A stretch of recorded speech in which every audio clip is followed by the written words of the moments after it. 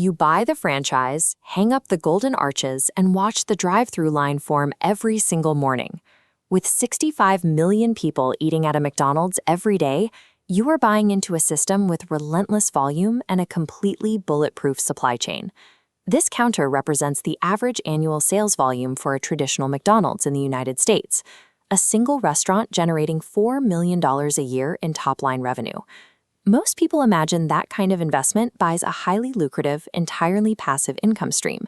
You write a $2 million check, hire a local manager to run the floor, check in on the weekends, and simply collect the profits. That version of ownership does not exist.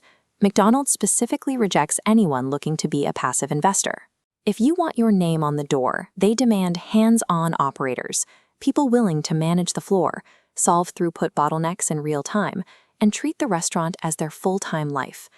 The financial filtering starts long before you ever see a grill. To even apply for a traditional franchise, you need at least $500,000 in unencumbered liquid cash, not tied up in a house, not sitting in a retirement account. Cash.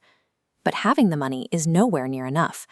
Once accepted, you enter a mandatory training program that requires working on the floor of a restaurant for 9 to 12 months, mastering every single station, culminating at their internal training center, Hamburger University. And you do this entirely unpaid, supporting yourself from your own savings for nearly a year. These harsh restrictions protect a core operational truth. McDonald's functions as a global real estate corporation. The burgers, the fries, and the optimized drive-through lanes are the mechanisms designed to pay for the land underneath the building. This map visualizes McDonald's position as one of the 10 largest real estate holders on the planet. Globally, the corporation owns the land underneath 45% of its locations and completely controls the physical buildings at roughly 70% of them. The standard franchise agreement functions as a strict commercial sublease. Operators pay rent to McDonald's, the parent corporation that actually controls the very ground that the kitchen stands on. The corporation secures the prime real estate, often at high-traffic highway interchanges or dense urban centers.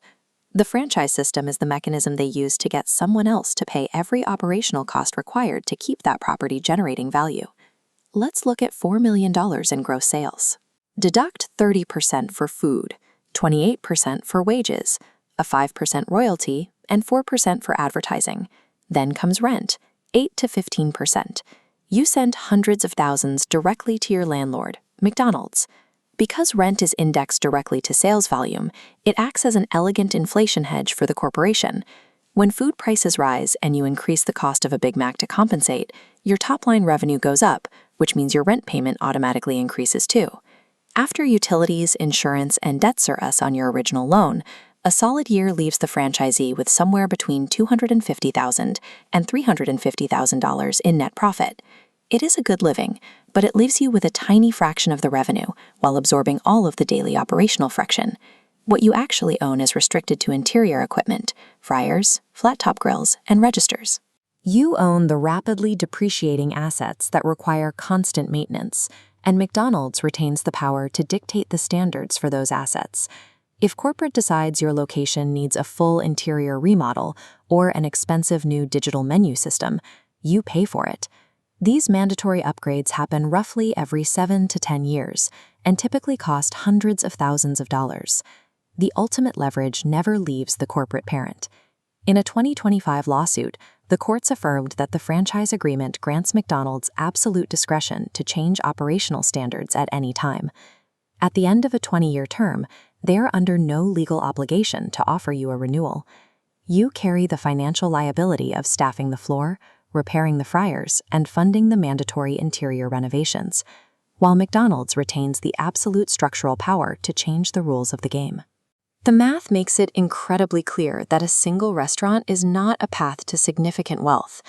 This graphic shows how real financial scale is built inside the system through portfolio ownership.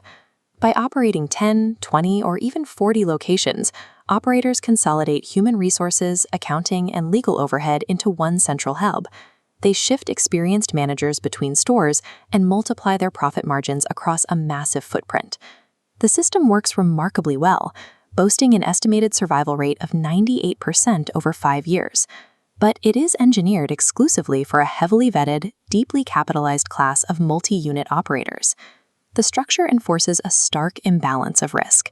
When California raised the fast food minimum wage to $20 an hour in 2024, franchisees saw their variable labor bills spike by hundreds of thousands of dollars, immediately compressing their profit margins. Through it all, the fixed royalty and rent payments to corporate stayed exactly the same. When Ray Kroc expanded a single burger stand into a global empire, he recognized that selling food was a low-margin, high-volatility game. The operator is left to absorb the volatility of sudden labor laws, supply chain disruptions, and daily staff turnover. The corporation uses its established brand to safely collect the rent, extract the royalties, and watch its prime real estate appreciate year after year. The house always wins.